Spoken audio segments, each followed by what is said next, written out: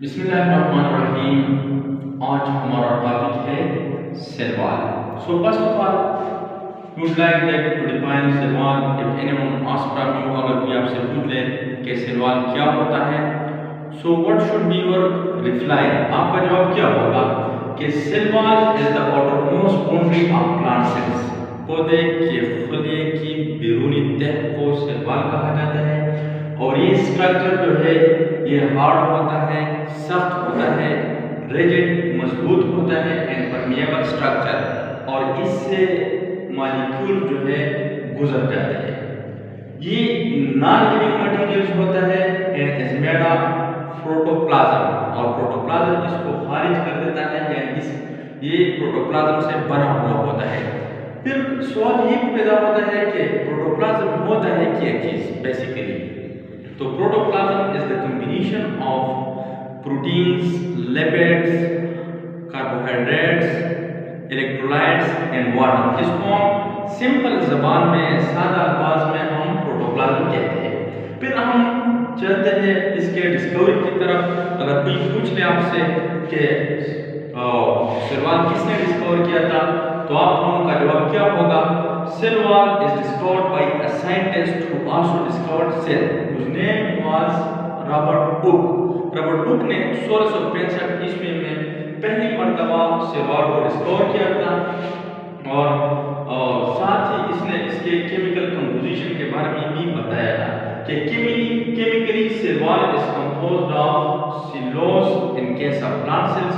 जब हम दूसरे खनियों को ले लें, फॉर एग्जांपल हम प्लांट सेल्स को ले लें, बैक्टीरियल सेल्स को ले लें, या प्रोकैरियोटिक सेल्स को ले लें, या फंगस सेल्स को ले लें, तो इसमें सेल वॉल का जो केमिकल कंपोजिशन है it is different from each other.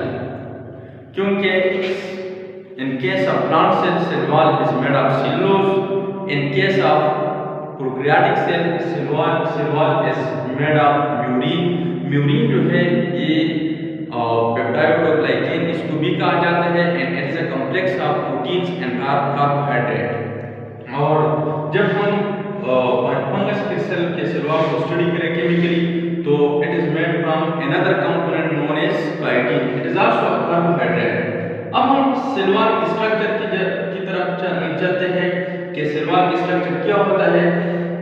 तो eukaryotic cell wall is composed of 3 layer. अगर स्ट्रक्चर के लिहाज से हम ले लें तो यूकैरियोटिक सेल वॉल जो है ये 3 लेयर पर मुश्तमिल होते हैं। नंबर 1, इसमें जो पहला लेयर होता है इसको हम मेडलिमिना कहते हैं। Middle lamella it is the first form layer in between the two neighbouring cells. दो पड़ोसी खलियों में जो लेयर मौजूद होता है, जो तह मौजूद होता है, इसको हम मेडलिमिना कहते हैं।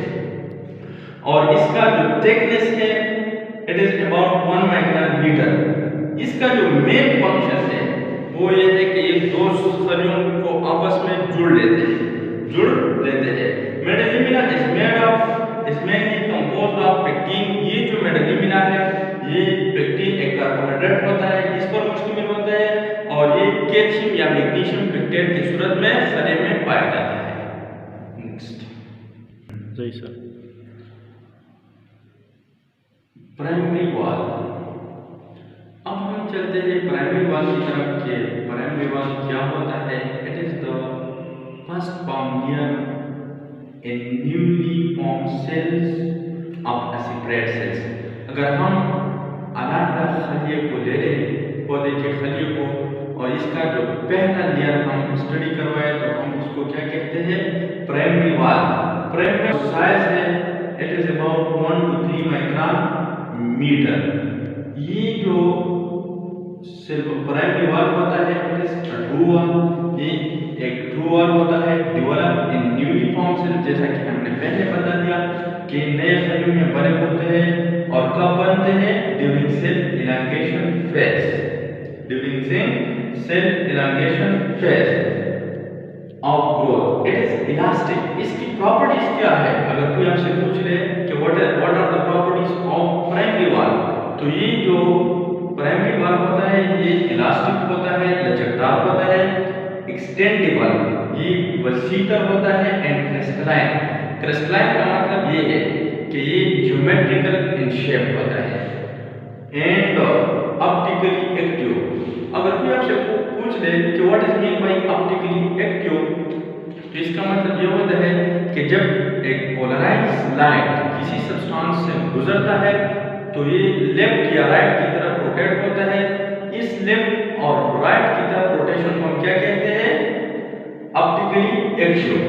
अब हम प्राइमरी वॉल के केमिकल कंपोजिशन की तरफ चलते हैं कि केमिकली ये किन वॉल से बना हुआ होता है।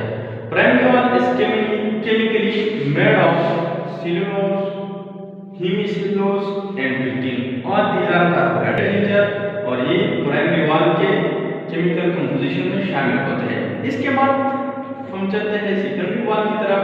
सेकेंडरी वॉल जो होता है ये प्राइमरी वॉल के पीछे होते हैं और ये वुडी प्लांट्स में अमूमन तौर पर पाए जाते हैं और ये जो है इट इज हार्ड सख्त होता है और इलास्टिक इन नेचर होता है और इसके साथ साथ इसका जो साइज होता है, कामत होते हैं यानी थिकनेस होता है, it is about 5 to 10 micrometre और ये जो है ये सेल्यूलोज से बना हुआ होता है, हेमिसेल्यूलोज से बना हुआ होता है, सिलिका से और इनऑर्गेनिक सॉल्ट इसके केमिकल कंपोजिशन में शामिल होते हैं। इसके साथ अगर हम इसकी प्रॉपर्टीज जब स्टडी करें तो ये भी एक्सटेंडेबल होता है, क्रिस्टलाइन होता है और एक्टिवली जो है ये एक्टिव होता है। ठीक है, so this is the end of the about the structure and chemical composition of cell wall. अब हम चलते हैं सेल वॉल की फंक्शन की तरफ। So the function of cell wall is that कि it provides specific shape to the cells.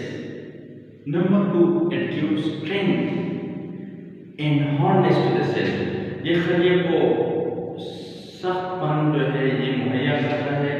साथ ही it is permeable in nature, means के मॉलिक्यूल जो है इससे पास होते हैं, गुजरते हैं। अंदर की तरफ से मॉलिक्यूल्स बाहर की तरफ आता है और बाहर की तरफ से मॉलिक्यूल्स खलिए के अंदर की तरफ चलते हैं। सो जब मॉलिक्यूल्स अंदर और बाहर की तरफ जाते हैं तो हम इसको परमेबिलिटी कहते हैं। और इसके साथ साथ सेल वॉल जो है ये प्रोटेक्शन भी प्रोवाइड करता है। किस तरह की प्रोटेक्शन? कि ये खलिए को इतनी रिजिडिटी प्रोवाइड करता है कि ये खलिए को ऑस्मोटिक लाइसिस यानी इसके मेम्ब्रेन को बस्ट होने से बचा देता है और साथ ही ये हाइड्रोफिलिक भी है यानी ये वाटर लॉविंग है, वाटर मॉलिक्यूल्स को ये इजाजत देता है कि इससे गुजर जाए। So mainly cell wall provide 5 functions और वो ये कि ये शेप प्रोवाइड करते हैं, ये खलिए को स्ट्रेंथ देते हैं, ये परमेबल भी होता है और प्रोटेक्शन भी प्रोवाइड करता है और साथ साथ ये हाइड्रोफिलिक इन नेचर होता है। So this is the end of the lecture of the day. In the next lecture we will discuss about plasma membrane, its structure, its models about plasma membrane, its function, glycolipids and glycoproteins.